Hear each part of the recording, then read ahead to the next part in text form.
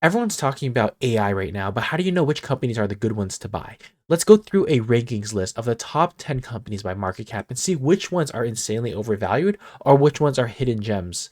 Let's get right into this video. Make sure that you're leaving a comment and a like and subscribing to the channel because I know all of you guys aren't subscribed. Get right into it. Here's a picture of a turtle just to make sure that you like the video. So number 10, ASML. They are a company that's based in the Netherlands and they're in the equipment manufacturing space for semiconductors. Essentially, they have a monopoly on this thing called ultraviolet lithography, which is essentially a process where they're shining a light that goes pew pew to make patterns inside of a kind of machine that allows them to just be the dominant player. And they've only locked in and specialize in this one process of the wafer equipment manufacturing process to where they've been able to extrapolate so much value out of this business. So at first glance, PE of about 32 currently, price to free cash flows of about 35. But what are their revenues doing every single year in the past maybe couple of months? They've been doing about 15 to 27% year over year. And it seems like they've been coming back. There's a process that they need in order to fulfill all of this AI demand. So with the ASML model, it's kind of like they're selling shovels in the gold rush right now. Anybody that is a partner with ASML or a customer is going to ask ASML to build them a tool. And that tool is going to go into a manufacturer. And then that manufacturer is going to, create those chips for the designers. So overall, this is whole trickle effect of the business model itself. But revenues have been increasing pretty steadily over the amount of the past couple of months. The stock is almost down from maybe the past 3 months. It's only up just 11%. That's actually pretty good. 3 months, 11%. But in the past year, it really hasn't done much. We're almost flat. Free cash flow has really dropped in the past year, but they seem to be climbing back. But ASML has this crazy buyback program where they're buying back shares almost 1% ish every single year. And I like ASML. They are a dominant player when it comes to lithography, and they're known for this. They have this model that is going to be everlasting. The only thing is, you can only sell a tool once.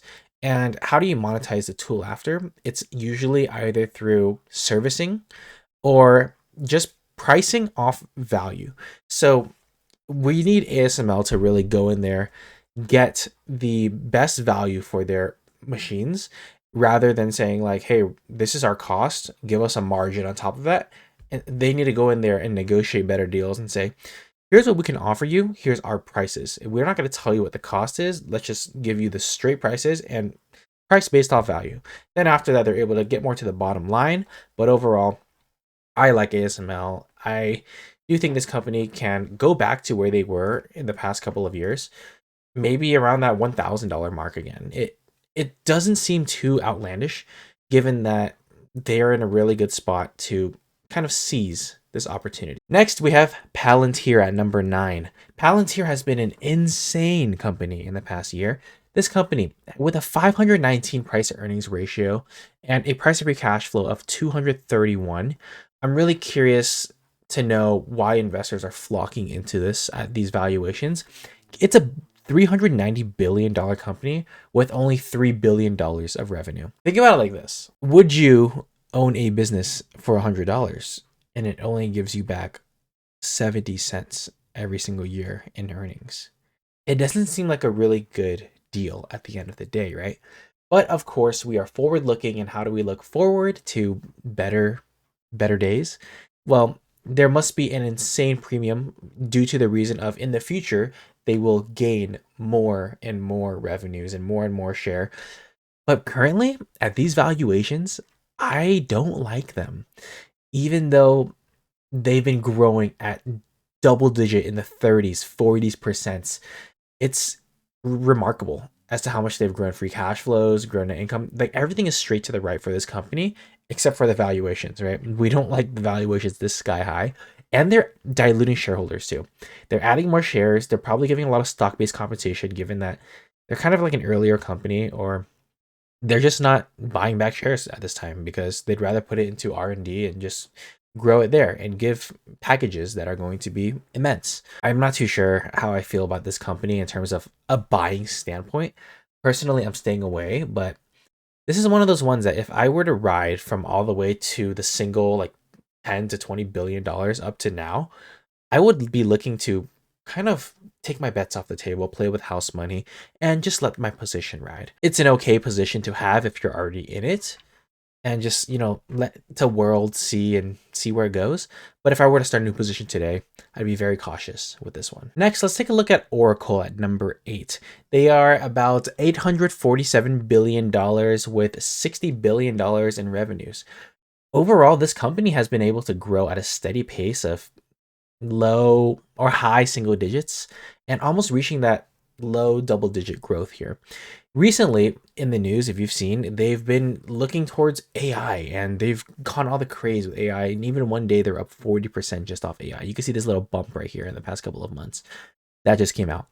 So it does seem to me that at a 60 PE, that seems a little stretched given that they're only at lower end of the spectrum for revenue growth. The free cash flows have actually gone negative, given that they've probably just increased capital expenditures so much in the past quarter or two, given that they need to expend a lot of money to get this return back from AI. It seems like they're adding a little bit of shares, maybe 1 to 2% per year. I don't like that much, but it doesn't seem to be as bad as, like Palantir, where you're increasing so much every single quarter. Overall, the company's been able to grow net incomes year over year at maybe 14 to 13, 18%. I do like the Oracle like business. It makes a lot of sense, but overall, it's just a little stretched for me. And if you look at a forward basis too, you're looking at 42 PE. Would I be really wanting to pay a 42 price to earnings ratio when I'm only getting like 9% in revenue growth? And at the end of the day, you really need their AI bets to pay off for them in terms of this CapEx really needs a return. Maybe they're in a really good spot. I just think it's a little stretched in today's world. Next is TSMC at number 7. They are a $1.3 trillion company with about $108 billion of revenue. Their PE is 29 with the price of free cash flow of 49. Every single year, look at this growth. It is insane. So they've been able to grow 20%, 30%, 40% in the year over year quarters that they've had recently. And free cash flows have been able to increase almost, 280%. It really depends on what you're looking at. They haven't really diluted shareholders in the past couple of years. They've been stagnant out of almost 0% growth in shares. But it does seem that they have a really strong model here. And I really do like TSMC, given that they're growing so much at only a PE of 30. It seems like people don't want to touch them because they're not a US company and they're more based in Taiwan. And with Taiwan comes like the China risk of everything. And if that happens, then TSMC, if like Taiwan is taken over by China, then TSMC could see some worse days out there. Though I don't think it's too, like plausible today. Though it is always possible, I do think that TSMC will find a way to create more business profits and at the end of the day get more expansion into the US, because that's what the US is really pushing for when it comes to manufacturing within the US. So at these valuations, I kind of actually like it. Now at number 6 we have Broadcom, or AVGO, and they are the quiet AI backbone. They have some chips and networking businesses, and they have about $60 billion in revenue with a $1.7 trillion market cap. The price to earnings ratio is about 90 and the price of free cash flow is about 68. The valuation seems a little bit high here, though the cash flows are stellar. They are growing very steadily at 10 to 12 to 20 to 30% every single year here, and it's kind of remarkable.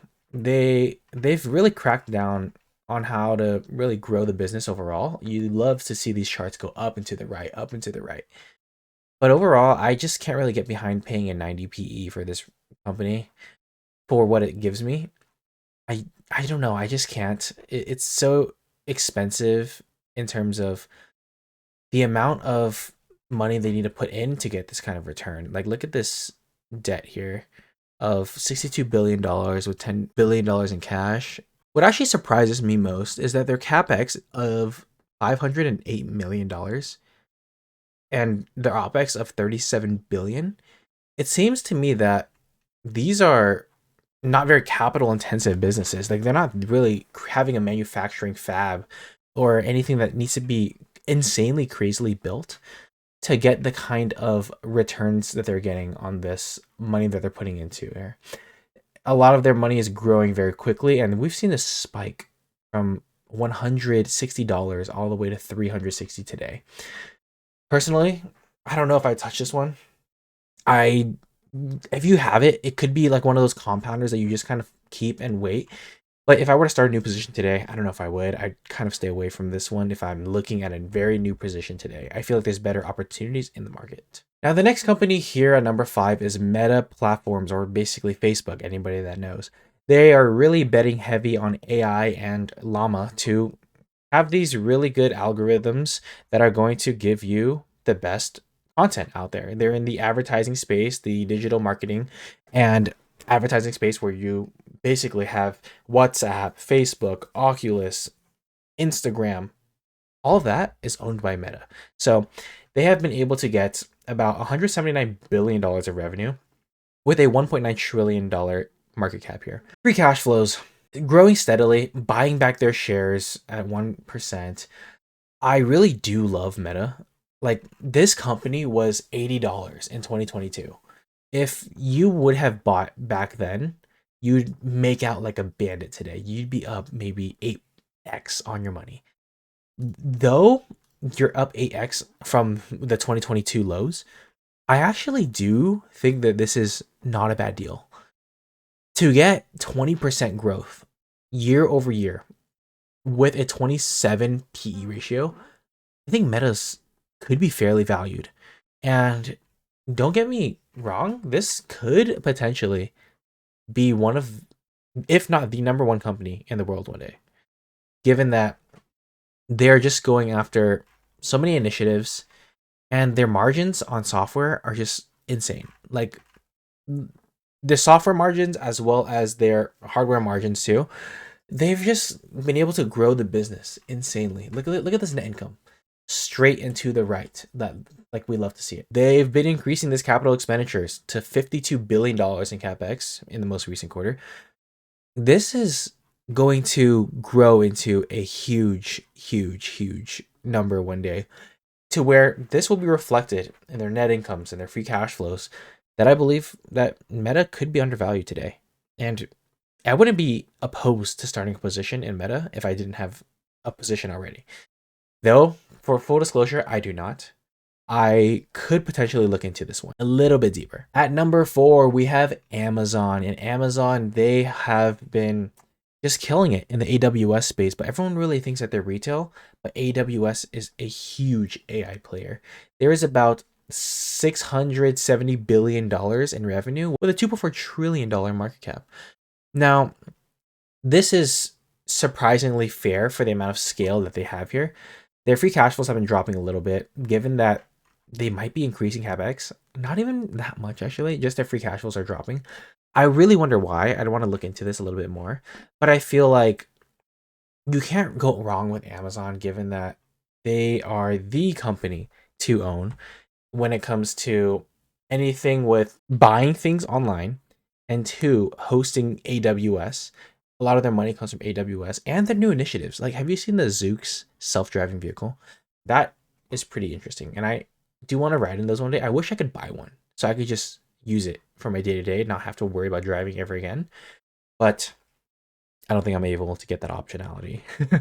But overall, I do own a little bit of Amazon. I do like Amazon. I don't know if I'd fully buy and start Amazon at these positions here, or like this valuation here, given that, they're growing top line at 11%, and their price of free cash flow is pretty heavy. I just do love the company overall, but on a valuation standpoint, I think there's other big tech options to put our money into, which we will get into now. Google is one of the companies that are going to destroy it in the next couple of years. Everyone thinks that it's just Google Cloud, but they also have the AI search, like Gemini, to give it that AI exposure. Overall, their revenues are at $371 billion. They're growing at, anywhere between 10 to 14% in the past couple of quarters. So this company is a $3 trillion market cap and PEs of about 26. That's extremely extremely like fair, given that before they were at 20 and 18 even. You should have been buying this all the way from the April lows till now, because you would have been gotten a $100 extra per share that you got in April. Google shareholders, they've been getting really rewarded by holding this company. We see that the company's been buying back shares at 2%, and it just makes sense. The company dropped so much in the past couple of months that management said, let's go buy back these shares. Let's go get this money back into the business and really grow it. They hit $3 trillion recently, and I only expect them to grow into one of the biggest, if not one of, it might be just Alphabet, Google versus Meta to the race to number one day. Once that, that I believe they will come out on top. Who knows?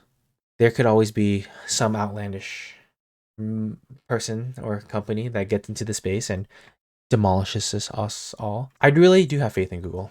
I like the initiative from the Waymo self-driving because they have LiDAR instead of cameras, and it makes sense to have all these Waymos around. You don't need to talk to an Uber driver, and of course, it's a smaller part of the business, but I do like that aspect of what are these, moonshot plays that a company could have. Of course, they're going to expand their Gemini business platform as well, and I found that instead of ChatGPT, sometimes I am using Gemini because I'm not really limited on how many queries I can have and put in. So overall, I like Google. It's one of those companies that I believe will be around, if not forever.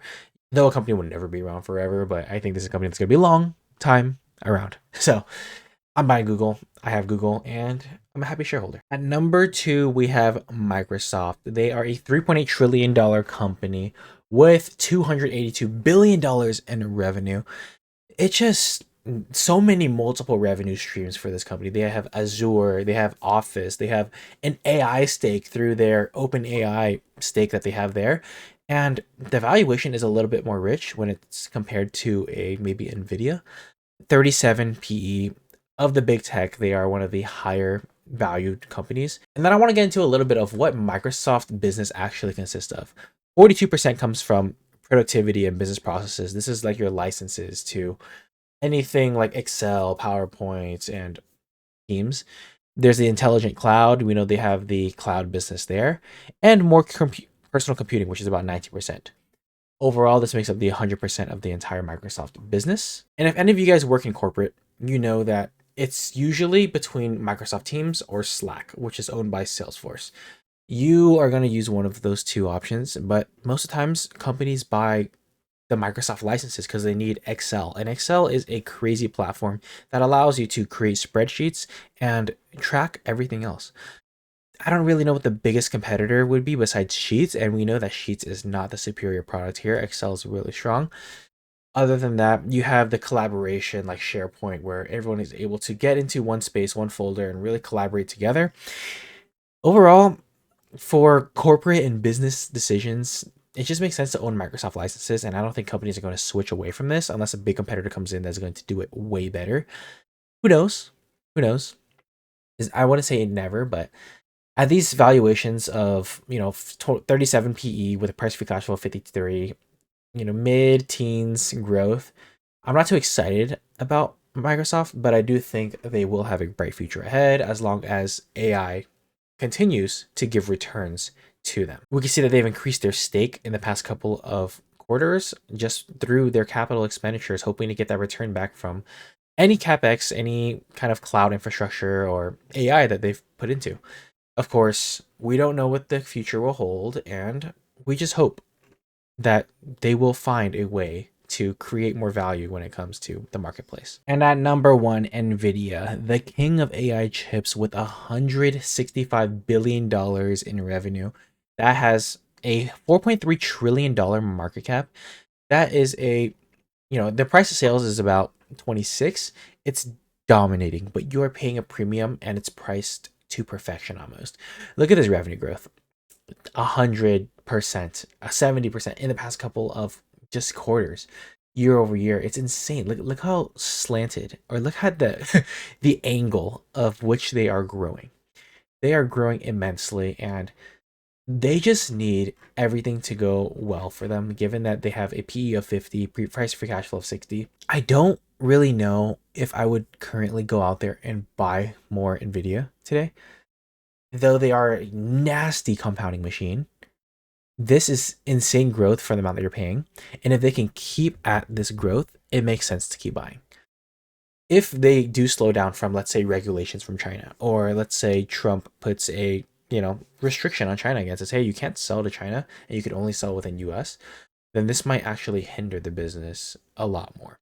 And who knows? Maybe the amount of chips that they're selling, within domestically the states or any other partnering regions, are going to be, put onto the black market and then gone on a ship over to China. I'm sure there are some, but overall, that number isn't really going to be captured in here. We can't really expect the worst out of the worst in order to, fud the numbers.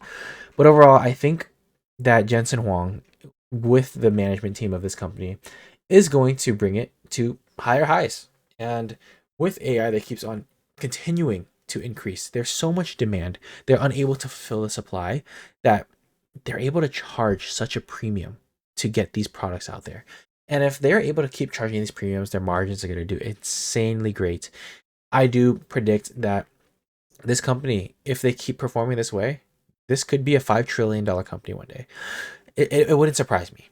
Now, there's a lot of things that need to go right, and there's a lot of headwinds that they might have. NVIDIA could be a buy today with these insane, insane growth rates. I wouldn't be too mad if somebody were to go out there and just buy NVIDIA today. Now, looking at a DCF model here, you can really see that if we put in a free cash flow growth of 24 with no shares, they don't really dilute shares or they don't buy back shares, then we also have a price of free cash flow of 41, which is a little bit lower than current, and a 10% rate of return that we'd want. Then we get a fair value of $220 today. That's about 24% lower than the current price. And in 5 years, we could see a double.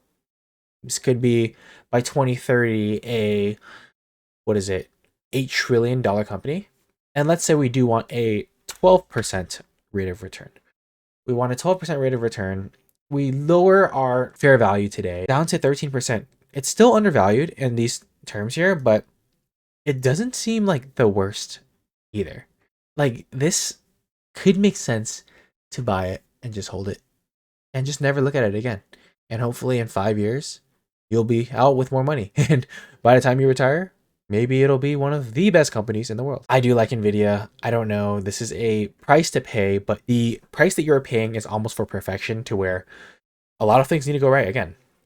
And if they execute, they will be the number one player and own majority of market share. I only expect them to do this as they've proven us quarter after quarter, and anyone who's bet against NVIDIA has been proven wrong. So that is going to be it today. I hope you guys enjoyed today's video of going through the ranks from 10 to number 1 in terms of AI related stocks. Let me know, do you guys own any of these, or are you guys buying any AI related stocks? If you guys are, drop them down below in the comments. I'd love to hear about and learn about your new stocks. Thank you guys so much for watching. Make sure that you like and subscribe the video. It means the world to me. Peace out.